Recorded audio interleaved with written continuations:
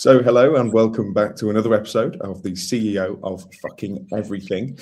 Myself and Simon Wiltz have co-founded the Sports News Blitz, which is a media placement platform, I suppose. And today we've got somebody who worked with us quite a lot through SIP Media Solutions, Transfer News Blitz, Sports News Blitz. It's Mr. Harry Whitfield, who has gone on from an internship with us to now work as the digital content editor over at Greenways Publishing, which is famous for the non-league paper, the Football League paper, and plenty of other bits as well. So Harry, can you start by talking to us about, first off, because you've known Simon a lot longer than, well, I have, I think. So where did that contact come from?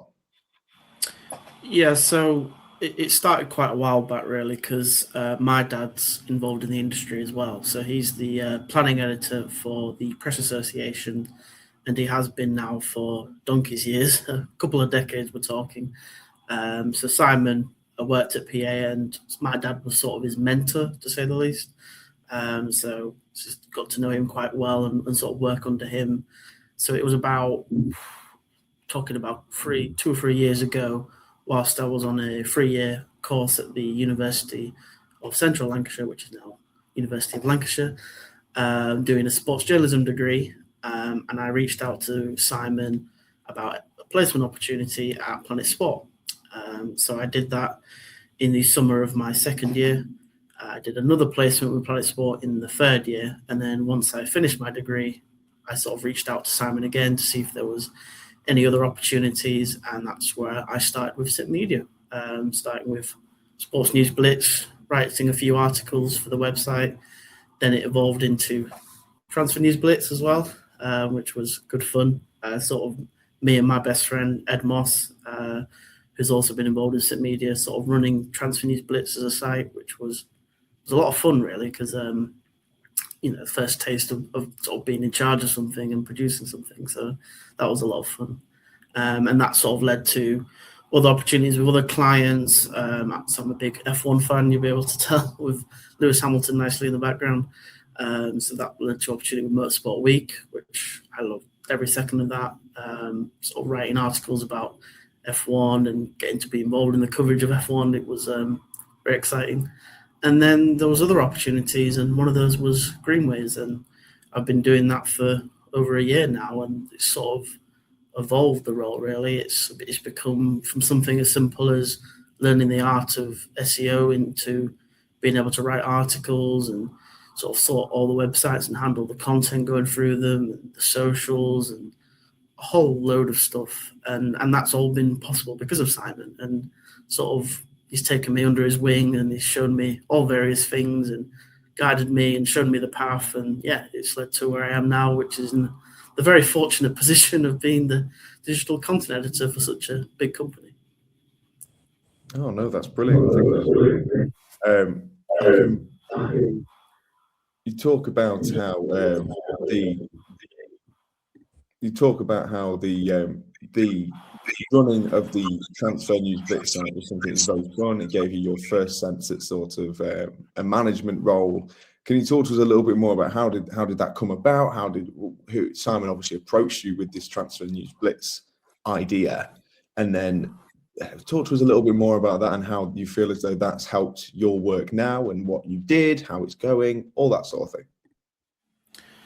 Yeah, so it sort of came about really where, the evolution of Sports News Blitz into all the different sites, and Simon had this idea for sort of a transfer news site where it's just, you tell it as it is, you just give them the news straight, and you there's no messing about, nothing. And it sort of gave like a creative freedom, really, just to be able to write. And as with Sports News Blitz it was being able to show my talents as a writer and sort of get across my voice to the sort of audience, really. And that was the same with Transfer News Blitz. But then there was a bit more of a, okay, you're in charge, so you've got to, okay, this is what we're going to do. We're going to do this, we're going to do that.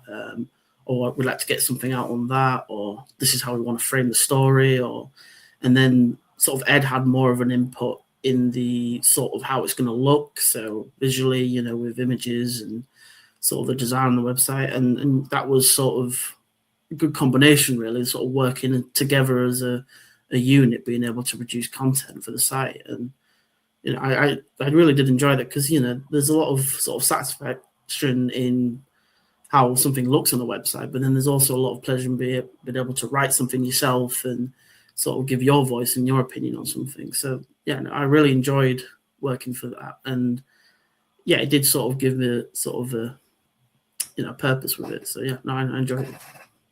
Good, and I'll throw it over to Simon, because obviously you started with Harry a few years back now, and you've seen him progress as a journalist and as a sports writer. So what sort of made you know that he was ready to take on the Transfer News Blitz alongside Ed?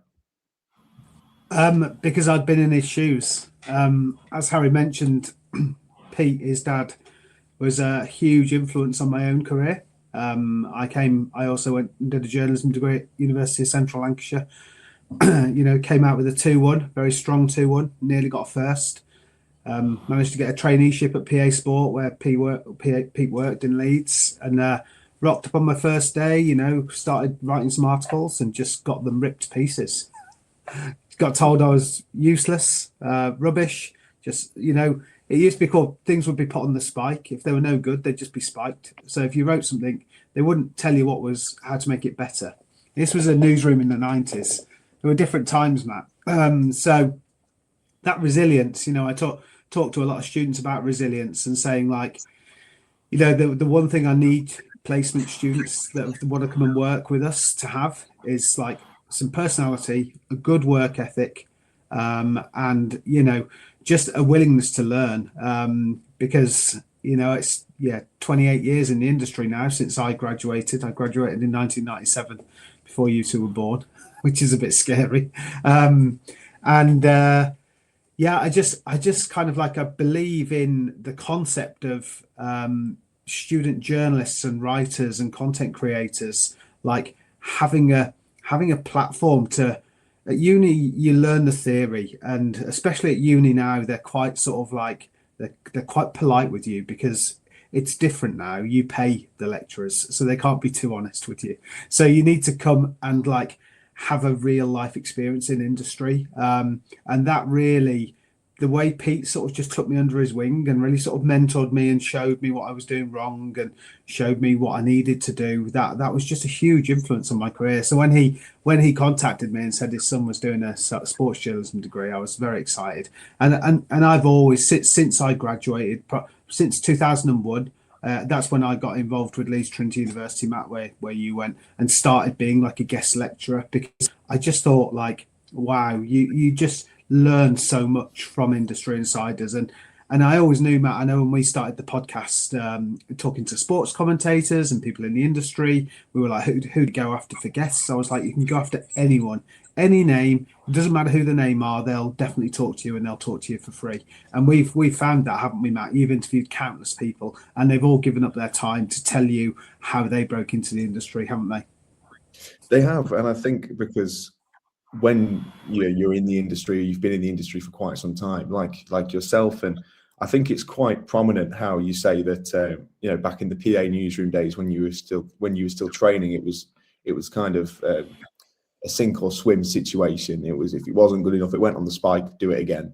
Whereas here at SIP and at the Sports News Blitz and Transfer Music, everything that we do is a much more supportive sort of network, which I think is quite prominent, that you've grown up in that, where it wasn't, and you've gone, I want to change that. That's not good enough. And I think the fact that all of these commentators and big media names who take the time out of their day to come and speak to, well, it was myself and Sam Hurd at the time for an hour or so, to talk about their experience and give tips and give advice, it makes me think that they all are in the same boat, where maybe they don't do it as outwardly as yourself, and I suppose me too, because I'm here for the ride. But they know that the industry was it's changed quite a lot, and some ways for the better in terms of the supportiveness side, and some ways for the worse, as we were talking about on the last episode about the slop that goes around on the internet. And this is where I suppose we can bring Harry back in, and not because you write slop, but because you write very genuinely good work. So I'm interested in the Greenways side of things. Are you still a writer with Greenways, or is it more just the digital side? It's a combination of the both. like it's a lot of managing the content that goes through all the sites and the socials, whilst also sort of adding to that content output myself. And that is that's the rewarding bit of it, as well as, keeping the sites looking nice and clean. And it's nice to see, a lot of articles formatted properly and looking with good images and good titles. But, writing a piece, there's really isn't no better feeling than that. And the best feeling is even seeing your name in the paper. I mean, I've talked about that a few times to people. It's like seeing your name online is great, but seeing your name in a paper it's a different kind of feeling. It's a special feeling, really, because just a lot of people pick up that paper and they go and read it and they see your byline next to it. So, but yeah, it's managing all that aspect really together, especially with the non-league paper. There's a really sort of keen drive to keep the output of that going, because it's such a well-respected title and paper, really, and it's read by so many people. And yeah, it's sort of an honour and respect to sort of add to that and sort of give the readers and give the audience something to appreciate, really. I'll just jump in, Matt. So Greenways was a client that I've known for a long time. When I was at Planet Sport, it was a betting brand, and we were looking to make it into a newspaper. We wanted to sort of like take on the Racing Post and Sporting Life, and so that's why we started first talking to Greenways Publishing. And then when I left Planet Sport, I sort of reconnected with them, and they'd got a bunch of websites and a bunch of WordPress content management systems that they import all their content from the paper into it. So, and then there's a big job to sort of make them Google ready, which is something that Harry has learned over the last couple of years. It's like, there's all the articles, but it's not getting any traction on Google. So the question, clients will come to me and say, why is that? And then I'll look under the bonnet like a mechanic would in a car and go, oh, there's no Yoast. And they go, what's Yoast? And I say, we need to plug that in, and we need to go through all the articles and talk to Google's algorithm, tell Google's algorithm what this article is about, what the focus keyword is, optimize the content. And that is search engine optimization. It's like there are many, many variables to it, but you can't optimize rubbish content. Thankfully, Greenways have got all of these, incredible titles, the rugby paper, the cricket paper. They've got Jeremy Guscott writing columns, Mark Butcher. They've just got leading journalists, pundits, brilliant content. And we've been able to come in and kind of like take that content and shape it and shift it for a Google reader. Now, what Harry's done, which has been really good, and which is why I like working with young people like Harry and yourself, Matt. I showed Harry what I know, and then he was like, well, why are you doing it like that? Well, shouldn't we do it like this? And I'd be like, oh my God, that's a brilliant idea. So I'm learning as well, because young people come with fresh ideas, and and that's really, Matt, I think we've kind of like really made that part of the ethos at SIP. It's like, just because we tell you this is how we think it should be done, like, challenge us. Like, so if you think there's a better way, then bring it at us. We're not big egos here, and we're quite nice people. We're happy to admit if we've got something wrong and something could be better. I think that's fairly true. Would you say so, Matt? Yeah, certainly. I feel like we know me and you personally are at very different stages in our career, considering, as I've said, I graduated this summer and you graduated, when the witches were being burnt. So you've got a fair bit more experience in this industry than I do. So I'm constantly learning from new people, younger than me, older than me, same position as me, because like you said, everybody's got a different experience and everybody has like new ideas or has done something a slightly different way, and it may be better, it may be worse, but it's always good. And yeah, the amount of times that I've gone to, we'll use Anna for us as an example, who was on the most recent episode, and I've said, oh, can we do a video on this? And she's gone, yeah, of course we can. Well, why don't we do it with this angle? I'm like, yeah, that's so much better than my idea. And then it's something you then take into account going forward, where it's like, okay, I need to look at all of the different angles here. So no, it's great to keep learning. And I think I can almost throw it back to Harry again, a bit of a round robin. So can you talk to us a little bit about the things that you feel as though you learned during your placement with us at SIP or the Sports News Blitz or Transfer News Blitz, and how you've managed to sort of take them across to Greenways, and how that's sort of supporting your work now? Yeah, I think a lot of what I've learned is about websites and sort of how to make content look good on websites, and SEO is one of the sort of the big key things that Simon really touched on, which is, sort of the sort of headlines and how it's all looked out, and the key essentialness of subheadings and all that sort of key stuff that he always talks about and is drilled into me. And there's a lot of key aspects to it. Don't want to delve too much into it really, give away any secrets, as Simon's always telling me, but yeah, it's a lot of that really. And I wouldn't know anything coming from a degree at sort of UCLan about websites and how to make the content look good and how to get it across and make it seen by more people. I wouldn't know a lot of that. We did a bit on sort of WordPress, but we're talking just sort of getting something up on that, not how to make it look good at all. And that's sort of one of the key selling points of doing something with and doing a placement with Simon across any of his sort of titles or clients or anything is learning something that you don't get at university, which is sort of the digital aspect of websites and all that sort of stuff. I mean, there are a lot of key skills you will learn at university, and I don't want to sort of come across as I don't go, but there's sort of, this is like the next step afterwards. This is what you should be sort of going on to do really, and that's definitely helped me making the next step from doing this and going to a client and ending up getting a full-time job with them. That was the sort of key step, the next step up the ladder for me. I just want to jump in as well and say part of the pathway that we've created here, it's you come and do a placement. You do a placement in an environment, one of the News Blitz sites, where you can learn, you can make mistakes that it's not as important. Like Harry was saying about Transfer News Blitz, we threw him in at the deep end. Like, here's a site, here's a proper website. What channels do you want to set up? Have that freedom, have that responsibility.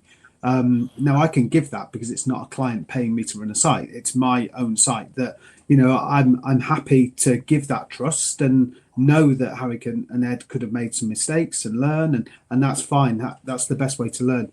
However, the reason why Harry is a poster boy for the whole placement scheme that we're running is because he's now a mentor. So he spent 2 or 3 years soaking up lots of experience from me, lots of my knowledge, and now for Greenways, I'm the one. I sort of organise new placements with students, and I kind of get them in and I chat to them and get to know what they like. And I think that's really important. It's a really bespoke experience. We make sure you are writing about sports that you're strong and confident in, and you focus perhaps on teams and players that you like. So that's my role in it. And then once I've done all the logistics, because I'm an official placement provider for universities, so you need paperwork, you need health and safety forms, you need insurance and stuff. So that's my role. Now Harry's at the stage where he can be a mentor, and he's actually mentoring 2 placement students as we speak. And well, you've mentored many placement students, Harry, haven't you? And I just wanted to get a take on you on what that process has been like, because it's been quite scary, but you seem to be really enjoying it now. Yeah, I mean, I've said to you a few times, it does feel a bit surreal when you feel like you're not so long out of university and you have sort of people coming from university and looking to learn from you. But then I also sort of remind myself, why am I in this position and what do I know? And then, yeah, it's sort of helped me really, because having so many placement students I feel like each one I do, I feel better as a mentor because I've learned from past mistakes and I've taken it on to the next sort of placement experience. And yeah, sort of how to convey everything and get it across to them, or how to make it, put them in the same shoes as you. And okay, what did you need to know at that point when you were sort of learning it, and what do they need to know, and sort of understanding that aspect of it. But then it's also trying to keep them sort of entertained, keep them sort of learning, and sort of don't keep them doing the same thing. Like, don't just keep tapping into the sort of like saying, I'll just do this article and keep doing these sort of similar ones, broaden their perspective and give them sort of new articles and different types of articles to sort of work with. And yeah, no, it's been a interesting experience really. And I hope with each one I do that the experience is better for them really. Matt, I just wanted to throw it back to you because you're mentoring people on the video side of things as well. The other thing that I've thrown Matt into that I've not done with you, Harry, yet, but it'll come, is I've dragged Matt along with me to many university talks because I think it's really important for students to see someone that isn't 100 years older than them that they might be able to relate with. And they have a lot of the feedback is that Matt should definitely get rid of his moustache, but that's a side issue, maybe for Christmas. Matt should do that. But Matt, have you found going back into universities and being that sort of oracle and giving your feedback to students? Thank you very much, Simon. I appreciate that one. Simon won't be joining us on the next episode of this.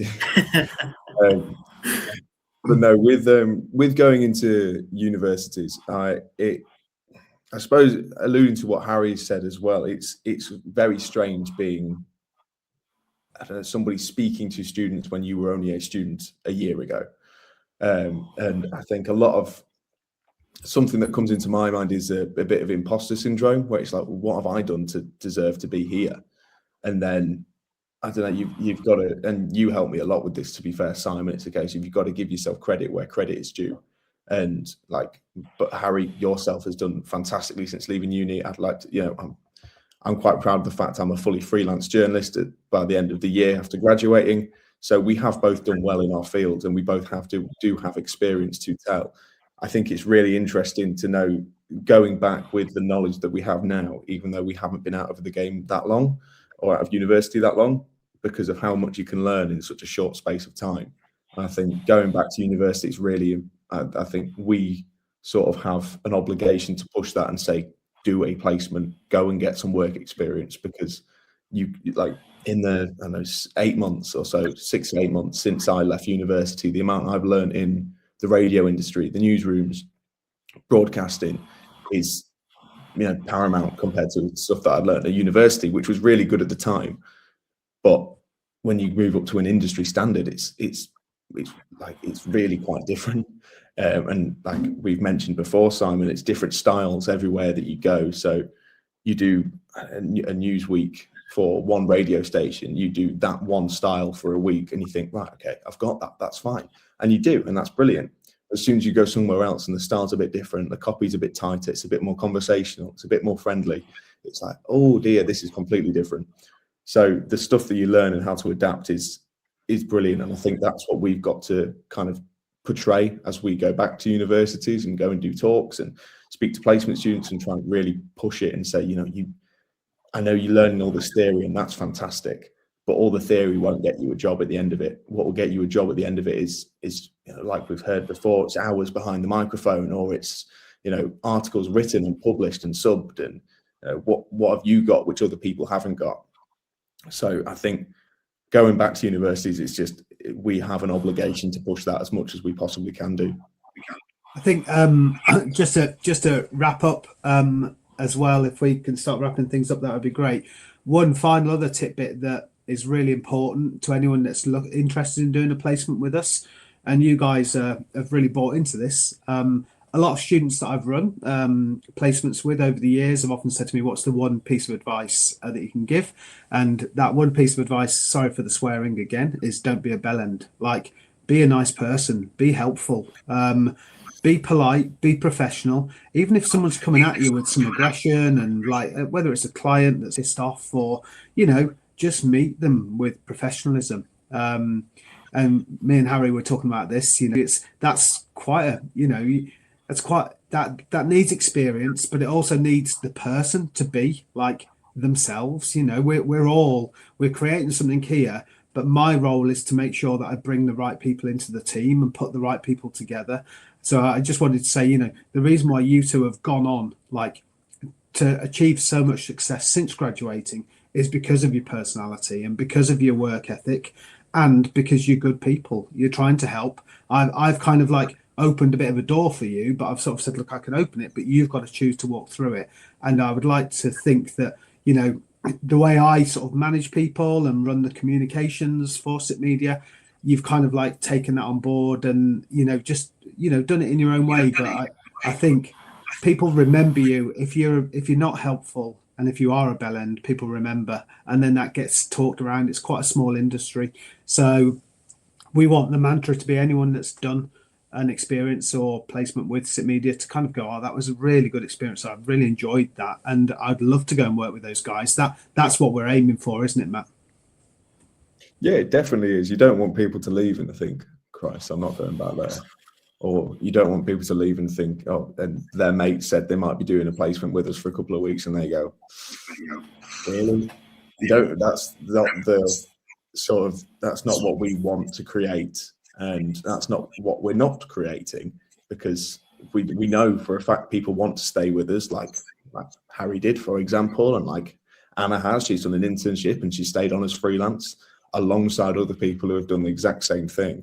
So we are, I do like to think we are creating a positive space where people are learning and people are progressing, which is quite clear that people are learning and progressing because, well, we've got Exhibit A right here in the middle of us, and going on to do work in the industry, which is what we are all about, because we know as, we have some freelance opportunities, but for the most part, people use us as a stepping stone, and that's completely fine. Absolutely. Come to us, learn the trade, earn your stripes, and then we do it all the time in our WhatsApp chat. We put links into jobs, like go do something else and go and get paid properly for it, because that's what everybody wants, and that's the whole point of work experience. Absolutely, yeah. And look, let's not sugarcoat things. I give Harry, and I say to Harry, if you need to rant, just ring up and have a chat with me. But make sure you reply to that email professionally. Because that's the key, right? It's kind of like, let it out, get it go, give me a call, let's have a quick chat, and then and always take a breath. If someone's coming at you, I'd always say as well, this is just, there's a lot of experience that I can pass on that's not right and wrong, but at the end of the day, I just try to be helpful if I can help someone. So, and that is kind of like disseminated down through all of the freelancers and the people that have come together. So I think that feels like a pretty good way to wrap things up, if that's all right, Matt. It does. I've just got one final question for Harry, and this is quite a personal one. As a Notts County fan myself, me and my dad used to buy the non-league paper when we were in it. So can we have a few more articles about Notts in the Football League paper, please? I'll pass that message on to the people upstairs. I'll make note of that, of course. That's all. To be fair, Harry, from a Google, and again, this is something else you'd learn from a Google search volume perspective. A lot of our content is built around that. So I'm afraid, Matt, it's mostly about Wrexham, Birmingham City. The ones with US owners. Get some US owners, and then we'll write more articles about Notts County. I'm a big fan of our Danish owners, so I'll leave it with that. But Harry, thank you very much for joining us today and taking half hour out of your morning to come and speak to me and Simon about your journey. It's been really eye-opening, and hopefully there's some good nuggets of information for people to take away. As always, Simon, thank you very much, and we'll see you next week. Thanks, Matt. Thank you, guys. Cheers. Everyone.